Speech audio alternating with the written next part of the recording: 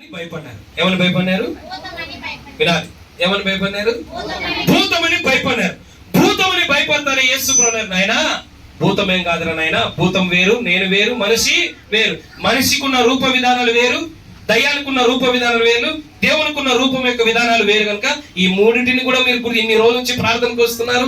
దయ్యమేదో మనిషి ఏదో దేవుడు ఎవరో మీకు తెలియదా అన్నట్టు మాట్లాడి అంత అయిపోయిన తర్వాత నీళ్ళ మీద వస్తా. నువ్వు నీళ్ళ మీద నడుస్తున్నావు కదా, మనిషి నీళ్ళ మీద నడుస్తానా? నడచలేదు. దయ్యం నీళ్ళ మీద నడుస్తుందే? నడచలేదు. మరి నువ్వు నీళ్ళ మీద నడుచావు కదా, అయితే నువ్వే యేసు ప్రభు అయితే నేను కూడా నీళ్ళ మీద వస్తాను రా అన్న. యేసు ప్రభు లాగానే ఆశ్చర్యపోయినారు అందరూ శిష్యులు 11 మంది నీళ్ళ మీద నడుస్తూ ఉంటాయి. కొద్దిసేపు అయిన తర్వాత పేతురు నీళ్ళలో మునిగిపోతా అంటే ప్రభు రక్షించంటే యేసు ప్రభు రక్షించి. ఇక్కడ మనం 5 పాఠాలు నేర్చుకోవాలి. ఏమిటి అంటే పేతురు నీటి మీద నడిచినప్పుడు 5 ఆత్మీయ పాఠాలు. పేతురు నీళ్ళ మీద నడుచుటలోని 5 చెప్పండి అందరు. పేతురు నీటి మీద నడుచుటలోని 5 ఆత్మీయ పాఠాలు. ఎందుకంటే ప్రపంచ చరిత్రలో గుర్తుపెట్టుకోండి, యేసు ప్రభు తప్ప నీళ్ళ మీద నడిచిన వ్యక్తి సృష్టిలో అప్పుడు ఇప్పుడు ఇక ఎప్పటికీ ఎవరు చెయ్యలేరు. మీరు ఎప్పుడైనా సముద్రం మీద నడిచినారా? భారతమ్మ నడిచామా? సరే, సముద్రం వద్దులేని కాలము జరిగింది ఆ రోజు. మరి ఈ అద్భుతంలో నుండి మనం నేర్చుకునే 5 ఆత్మీయ పాఠాలు నీ జీవితంలో కూడా గుర్తుపెట్టుకో. మ్యాజిక్ షో జరుగుతుంది. ఏం షో? ఎప్పుడైనా టీవీలో వస్తాయి చూడండి, అదే తప్పు కాదు. సీరియల్ చూసి నాశనం అయ్యే బదులు ఇటు చూసి జ్ఞానాన్ని పెంపొందుకోండి. వాళ్ళు కూడా నీళ్ళ మీద నడుస్తుంటారు, అందరు ఆశ్చర్యపోతుంటారు. వాడు రహస్యాన్ని బయట పెట్టేవారు.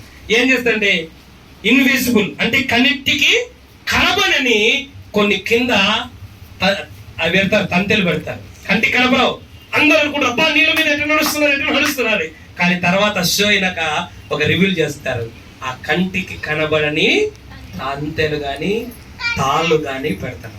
కానీ నా ప్రభు శిష్యుడైన పేతురు అక్షరారా నీటి మీద నడిచాడు. దేవునికి స్తోత్రకరంగా పాట కూడా పడతాం కదా. నీళ్ళ మీద నడిచి నేను కూడా నీవు నా దేవుడవు, నా రక్షకుడవు, నా ప్రభు అయితే నీవు నడిచినట్టే నీళ్ళ మీద నేను కూడా నడిచి ఎందుకు వచ్చేదనని నాకు సెలవిమ్మని ఆయనతో నేను ఆయన వెంటనే రమ్మనెను. చాలు. మొదటి విషయం, పేతురు నీళ్ళ మీద నడుచుకున్న మొదటి ఆత్మీయ సత్యం ఏంటంటే నువ్వు ఏమి చేసినా ఆయన అనుమతితో చేయాలా.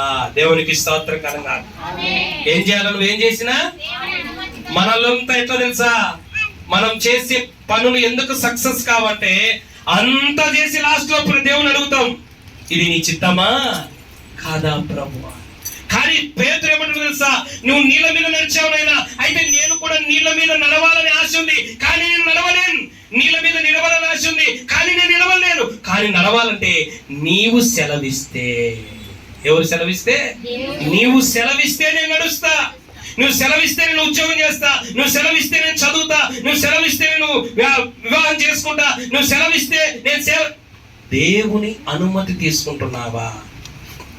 ఈరోజు చాలా మంది జీవితంలో, కుటుంబంలో, సేవలో, ఫ్యామిలీలో, వర్క్లో ఎందుకు ఫెయిల్ అయిపోతున్నారంటే జ్ఞానం ఉంది కదా నాకు, డబ్బు ఉంది కదా నాకు, తెలివితేటలు ఉంది కదా నాకు, పలుకుబడి ఉంది కదా నాకు, చేస్తే ఏమవుతుంది అని లాస్ట్ 4 ముక్కలు ప్రార్థన చేస్తే సరిపోతుంది అనుకొని భ్రమపడతా అన్నావు. కాదు, దేవుని సెలవుతోనే నువ్వు ఏ పనైనా చేయాలా. అందుకే మొదటి విషయం, నువ్వు ఏం చేసినా ఆయన అనుమతి ద్వారానే చెయ్యాలి. ఆయన ఓకే అంటే ఓకే అనాలా, ఆయన నో అంటే లేదు. మన బాస్ ఈ లోకానికి సృష్టికర్త, నీ కుటుంబానికి అధికారి. ఆయన లోకానికి అధికారి, కుటుంబానికి అధికారి, సంఘానికి అధికారి. కనుక ఆయన మన అధికారి కనుక ఆయన సెలవు మనం తీసుకోవాలా. ఆయన అనుమతి తీసుకొని నువ్వు పని మొదలు పెట్టాలి. ఆయన అనుమతి తీసుకొని నువ్వు ప్రయాణం మొదలు పెట్టాలి. ఆయన అనుమతి తీసుకొని వివాహ చూపులకు నువ్వు వెళ్ళాలి. ఆయన అనుమతి తీసుకొని సేవలో అడుగు పెట్టాలి. ఆయన అనుమతి తీసుకొని నువ్వు ముందు కొనసాగాలి. ఆయన వద్దు అంటే వద్దు, కావాలంటే కావాలి, అంతే. అదే నీ జీవితానికి సక్సెస్ మంత్ర. సక్సెస్ సూత్రం ఏంటంటే ఆయన అనుమతి తీసుకొని మనం ముందుకు వెళ్ళాలి. నీకు విషయం తెలుసా? కాపాడుకుంటాడు. ఆయన సెలవు ఇవ్వకుండా నువ్వు పోతే ఎవరు నేను కాపాడలేదు. గుర్తుపెట్టు. అందుకే పేతురు నీళ్ళ మీద నడుచులో ఉన్న మొదటి సత్యమేననే ఆయన అనుమతి ద్వారానే ఏదైనా చెయ్యి. నాకు ఉద్యోగం ఒకేసారి వచ్చింది, సేవ ఒకేసారి. తండ్రిని అడిగాను, మా తల్లిదండ్రులను అడిగాను, మా బంధువులను అడిగాను, మా స్నేహితులు ఒక్కొక్కరు కూడా చెప్తాను. మళ్ళీ మా ఆత్మీయ తండ్రి తెలియడు కనుక ఒకే మాట చెప్పాను, చెయ్యి అన్నీ అనుకో, రేపు చేసినాం అనుకో, చేయకుండా ఉంటే బాగుంది, సార్ చెప్పినాడు అందుకే నేను చేశాను అని నా మీద బాధతో అన్నాడు. కనుక నువ్వు దేవుణ్ణి అడుగు అన్నాడు. నేను దేవుణ్ణి అడిగాను, సేవ చేయాలా ఉద్యోగం చేయాలా, లేదా రెండు సేవ మాత్రమే చేయాలి. ఆయన అనుమతితో వచ్చాను. కష్టాలు వచ్చాయి, నష్టాలు వచ్చాయి, బాధలు వచ్చాయి, శోధనలు వచ్చాయి. అయినా ఇప్పటికీ ఎందుకు నిలబడ్డానో తెలుసా? మన భక్తిని బట్టి నిలబడలేదు, ఆయన అనుమతి బట్టి నిలబడ్డాం. దేవునికి స్తోత్రం కలుగును. తెలుసా, ఆయన అనుమతి ఇస్తే పర్వతాలతో కూడా ఏం చేస్తాం తెలుసా? ఢీ కొడతాం. రాయి చోటికి ఒక పర్వతం ఉంది, ఆ పర్వతంతోనే ఢీ కొట్టాం మనం. అందుకనే ఏమన్నా తెలుసా? ఓ పర్వతమా, ఓ గొప్ప పర్వతమా, జెరుబ్బాబెలును అడ్డగించుటకు నువ్వు ఆయన నా సెలవు తీసుకొని వచ్చాడు, నా సేవకు నా సెలవు తీసుకొని వస్తే నువ్వు అడ్డుపడతావా? అడ్డం వచ్చిన నేలమట్టం చేశాడు. దేవునికి స్తోత్రం. ఈ రోజు నీ బాధకు, నీ కష్టానికి, నీ ఇరుకుకు, నీ ఇబ్బందికి ఒకవేళ నువ్వు దేవుని అనుమతి లేకుండానే అడిగేసావేమో, ఇప్పటికైనా ప్రభా చేయమంటావా చేయొద్దా, పొమ్మంటావా పోవద్దా, అడుగు వేయమంటావా అడుగు వేయొద్దా అని నువ్వు అడుగు. ఆయన అనుమతిస్తే తల వంచుకొని వెళ్ళిపోతాడు. దేవునికి స్తోత్రం కలుగును. అందుకే నేను పేతురు నడవమన్నాడు కదండి, నువ్వు సెలవీనాయనా అన్నాడు. ఒక్క మాట నీ పలుకుబడి కానీ నేను ఎంకరేజ్ చేసే వాళ్ళని బట్టి నువ్వు అడుగేస్తే రేపు బాధపడాల్సి వస్తుంది. దేవుని అనుమతితో అడుగు వేస్తే బాధపడే పరిస్థితులు వచ్చినా ఆయన బాగు చేసి దేవుడై ఉంటాడు. దేవునికి స్తోత్రం కలుగును. రెండో విషయం, మత్తయి సువార్త 14వ అధ్యాయం 29వ వచనం. పేతురు జీవితం ద్వారా మనం నేర్చుకునే రెండవ పాఠం ఏంటంటే, ఆయన రమ్మనగానే పేతురు దోణి దిగి చాలు. రెండవదిగా విశ్వాసముతో అసాధ్యాలు సాధ్యమవుతాయి. రెండో విషయం ఏంటంటే విశ్వాసము అసాధ్యాలను సాధ్యం చేస్తుంది. నా వైపు చూడండి. యేసు ప్రభు నీళ్ళ మీద నడవడమే పేతురు జీవితంలో ఎప్పుడు చూడలేదు, అదే ఫస్ట్ సారి. పేతురు ఎవరు? ఆయన అనుమతి ఇచ్చాడు, నేను మునిగిపోను అనే విశ్వాసం వచ్చింది. దేవునికి స్తోత్రం కలుగును. అందుకే అక్కడ ఏముంది? దోణి నుండి దిగి. దేంతో అడుగు పెట్టాడో తెలుసా? పేతురు విశ్వాసముతో అడుగు పెట్టాడు. దేవునికి స్తోత్రం కలుగును. రెండో విషయం చెప్తున్నాను, జాగ్రత్త వినండి. రెండవది, విశ్వాసము అసాధ్యాలను సైతం కళ్ళు నమ్మలేని, చెవులు గ్రహించలేని, మనస్సుకు అర్థం కాని అసాధ్యము కూడా నీ జీవితంలో ఎప్పుడు సాధ్యమవుతుందంటే విశ్వాసము ద్వారా.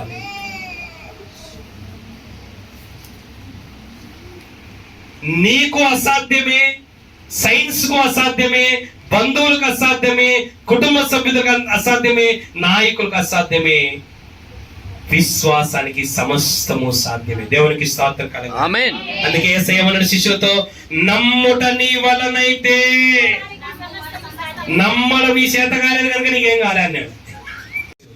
నీకు దేవుని మీద ఉన్న అచంచలమైన విశ్వాసము నిన్ను ఆ స్థితిలోకి తెచ్చినప్పుడు ఇనప ముక్క దగ్గర అయస్కాంతం దగ్గరికి తీసుకుపోతే ఏమవుతుంది?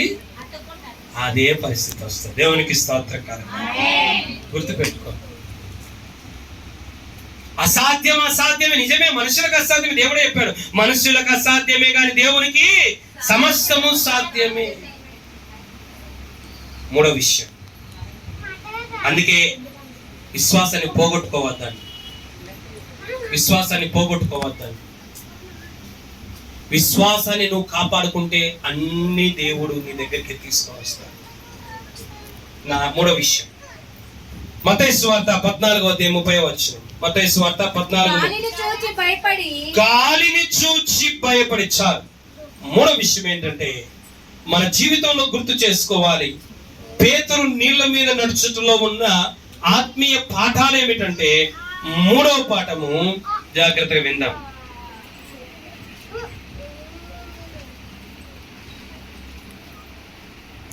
ఏం చేయొద్దు? గాలి రాని, వ్యాధి రాని, రోగం రాని, సమస్య రాని, ఊరంతా వెలివేని, ఊరంతా నిన్ను వద్దనుకొని నీ మీద ఆయన మీద నీ దృష్టి ఉన్నంత వరకు నీకేమీ కాదు. ఎప్పుడైతే నీ దృష్టి ఆయన మీద నుంచి పక్కకు పోయిందా మునిగిపోతావు. దేవుని మీద పేతురు దృష్టి ఉన్నంత వరకు సముద్రము మీద ఆయన ఉన్నాడు. ఎప్పుడైతే దేవుని మీద నుంచి దృష్టి పోయిందో సముద్రం కింద ఆయన ఉన్నాడు. అర్థమైంది? అదే జీవిత సత్యం.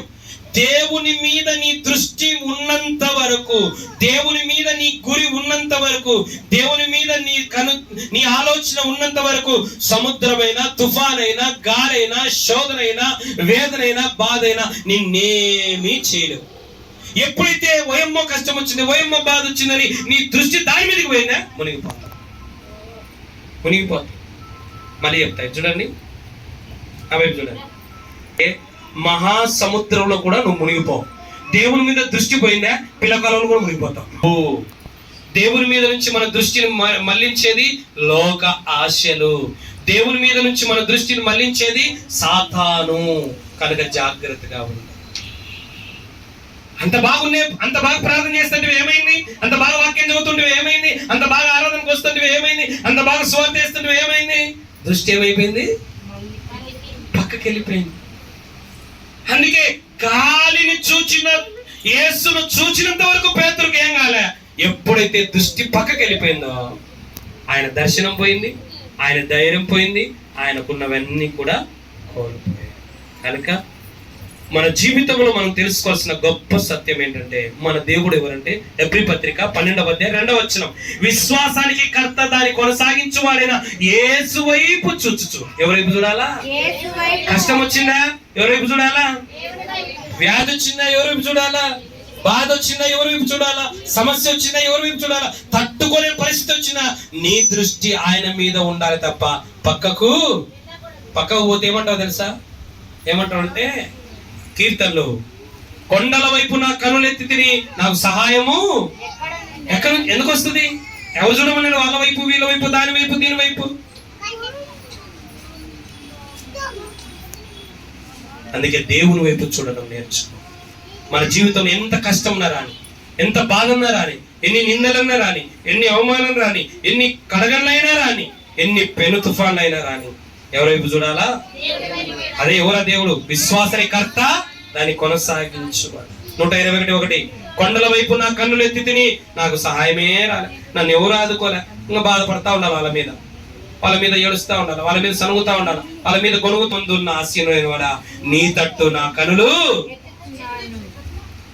ఆకాశం వైపు. చాలు, వెంటనే చేస్తున్నాడు, ధైర్యము తెచ్చుకొనుడి నేనే అని. 29వ వచనం, ఆయన రమ్మనగానే పేతురు దోనే దిగి ఆడబెట్టాడు. అడుగు. చాలు. 4వ సత్యం ఏంటంటే ధైర్యము నిన్ను నిలబెడుతుంది, భయము నిన్ను ముంచేస్తుంది. ధైర్యం ఏం చేస్తుంది? యేసుప్రభు నేనే రా నాయనా, పేతురు నేనే రా అన్నాడు. అదే ధైర్యంతో పరిగెత్తిన నీళ్ళ మీద. అయితే ఎప్పుడైతే భయపడ్డాడో ఏమైపోయింది?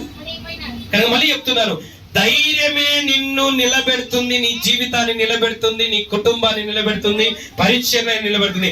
భయము మొదలైందా నా వైపు చూడండి. ఇల్లు అప్పుడు నెర్రలు విడిచి ఒకసారి ఏమైపోతుంది? అందుకే మళ్ళీ చెప్తున్నాను, నీ జీవితంలో ఎప్పుడు కూడా నీవు భయపడవద్దు. యేసయ్య ఒక మాట చెప్తున్నా, జాగ్రత్త. భయపడుట వలన ఉరి వచ్చును, సామెతల గ్రంథంలో దేవుడు చెప్తున్నాడు. మళ్ళీ చెప్తున్నాను, దేవునికి భయపడేవాడు దేనికి అన్నిటికీ భయపడుతున్నాడు అంటే వాడికి దేవుడు అంటే ఏం లేదు, భయం. నా వైపు చూడండి తొందరగా. గొల్యాతు పై వచ్చిన ప్రాణను రక్షించుమని కేకలు వేసెను. వెంటనే యేసు చెయ్యి చాపి అల్ప విశ్వాసి ఎందుకు సందేహపడవతని అతనితో చెప్పెను. ఉమ్. వారు దోణి ఎక్కినప్పుడు గాలి అణిగెను. గాలి సముద్రం అణిగిపోయేను. దేవునికి స్తోత్రం కలుగును గాక. చివరిది గుర్తు పెట్టుకోండి, చెవులు నిక్కబుడుచుకొని వినండి. అన్ని పరిస్థితుల్లో ప్రార్థనే నిన్ను కాపాడుతాది. ఏ పరిస్థితిలో? మునిగిపోతున్న పరిస్థితిలో, ప్రాణాపాయ పరిస్థితిలో, ఊపిరాడని పరిస్థితిలో, దిక్కుతోచని పరిస్థితిలో ఒకటే గుర్తొచ్చింది పేతురుకు, ఇప్పుడు ప్రార్థన చేసిన నా దేవుడు నన్ను రక్షిస్తాడు. అందుకే వెంటనే ఏం చేశాడంటే, అంత జరిగినాక దిక్కుతోచని పరిస్థితిలో, ఊపిరాడని పరిస్థితిలో, ఇంకా నా జీవితం స్మాష్ అయిపోయిందనే పరిస్థితిలో, జనాభా లెక్కలో నా పేరు తీసేస్తారన్న సమయంలో చిన్న ప్రార్థన చేశాడు. దేవుడే కాపాడాడు. దేవునికి స్తోత్రం కలగాలి. మళ్ళీ చెప్తున్నాను, అన్ని పరిస్థితుల్లో నీ జీవితంలో ప్రార్థనే నిన్ను కాపాడుతుంది. ఎవ్వరు మనల్ని కాపాడరు, ఏది మనల్ని కాపాడదు. నీ ప్రార్థనే నిన్ను కాపాడుతాది. అందుకే అన్ని పరిస్థితులలో ప్రార్థనను నమ్ముకో, మోకాలను నమ్ముకో, ఉపవాసాన్ని నమ్ముకొని బ్రతుకు. దేవుడే నిన్ను కాపాడుతాడు. ఈ 50వ కీర్తన 15వ చరణములో, ఆపత్కాలమున నన్ను గురించి నువ్వు మొరపెట్టుము, నేను నిన్ను విడిపిస్తాను. నీ కష్టం, నష్టం, వ్యాధి, బాధ, ఊపిరాడని పరిస్థితిలో, ప్రాణాపాయ పరిస్థితిలో, దిక్కుతోచని పరిస్థితిలో నేను నిన్ను విడిపిస్తాను. నీవు నన్ను సాక్ష్యమిచ్చి మహిమ పరుస్తావు. అంత జరిగిన ప్రార్థన మాత్రం మర్చిపోలేకపోయింది. నీ జీవితంలో గుర్తుపెట్టుకో, ఎన్నెన్నా జరగని, ఏమన్నా కానీ ప్రార్థన మీద ఆధారపడు, ప్రార్థన మీద భారం వేసుకో, ప్రార్థనను నమ్ముకో. ప్రార్థనే ఊపిరాడని పరిస్థితిలో నీకు ఊపిరి పోస్తుంది. ప్రార్థనే దిక్కు తోచని పరిస్థితిలో నీకు దిక్కును చూపిస్తుంది. ప్రార్థనే ఆందోళనకరమైన పరిస్థితిలో నీకు ఆనందాన్ని కలిగిస్తుంది. ఒక్క మాట అన్నాడు, ప్రభువా నన్ను క్షమించు నాయనా, ఏదో అట్లా అయిపోయింది, నన్ను రక్షించని ఒక చిన్న ప్రార్థన చేశాను. ప్రభు చేయి పట్టుకొని మునిగిన స్థితిలో ఉండి పైకి తీశాడు. ఈరోజు నిన్ను కూడా అలాంటి ప్రార్థన చేసినప్పుడు ఒక పాట పాడదాం. చేయి కళ్ళు మూసుకుందాం అందరం.